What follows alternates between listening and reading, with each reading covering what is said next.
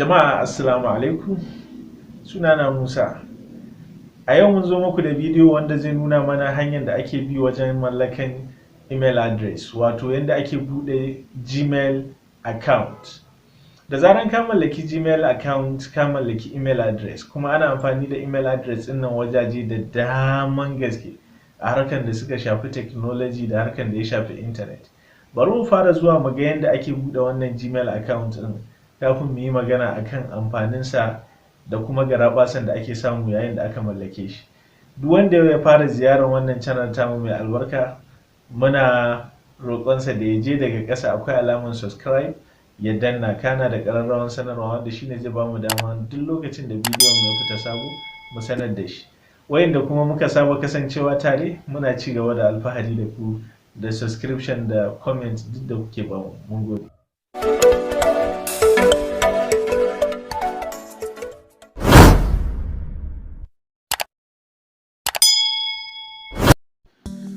Abin na farko da za mu fara yi shine mu shiga browser ɗinmu.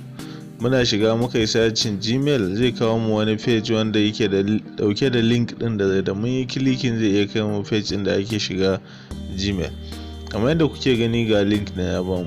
So muna clicking na farkon nan zai kawo mu wani page wanda idan da muna da account kawai za mu iya sawa sai mu clicking next. Amma yanzu ba mu da shi sai mu sa create account. So ga page ɗin da ya kawo mu kamar yadda kuke gani a haka.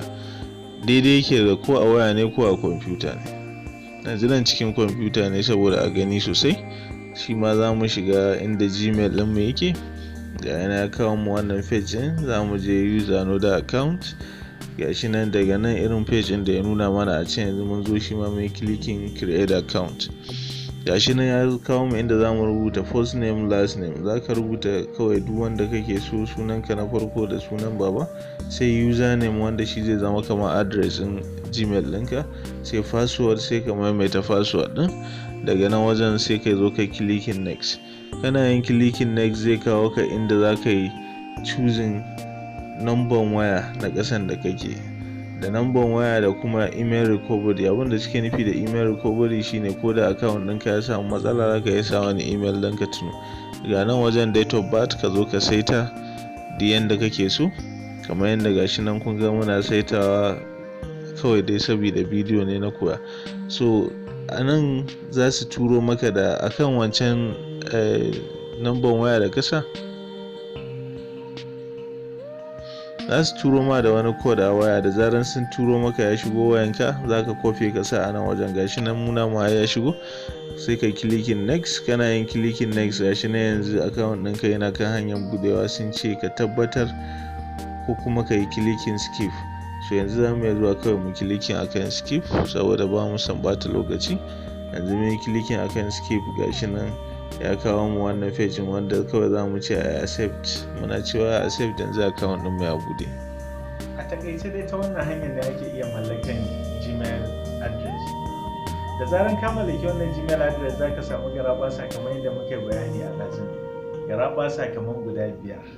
Garaɓasa na farko shine za ka iya mallakan YouTube channel. Garaɓasa na biyu za ka iya samun asusun ajiya a intanet wanda zai kai kimanin gigabyte 15. Za ka iya yi da dukkanin saƙon da suka ƙunshi bidiyo, audio ko hoto duk a ciki. Za ka iya samun daman ka dinga dawo da lambobinka da kake kira da su a cikin waya ko da ko layinka ya ɓace, ko da ko ka sake sabon waya.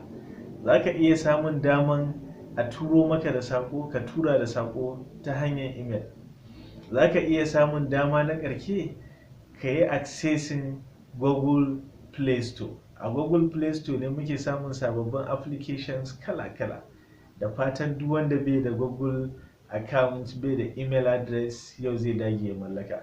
Sai mun haɗa a bidiyon mu na gaba. Ni ne naku a kullum daga FZ Hausa TV. Wanda bai wani subscription ba, kafin ka fita ka taimaka ka danna alamar subscribe.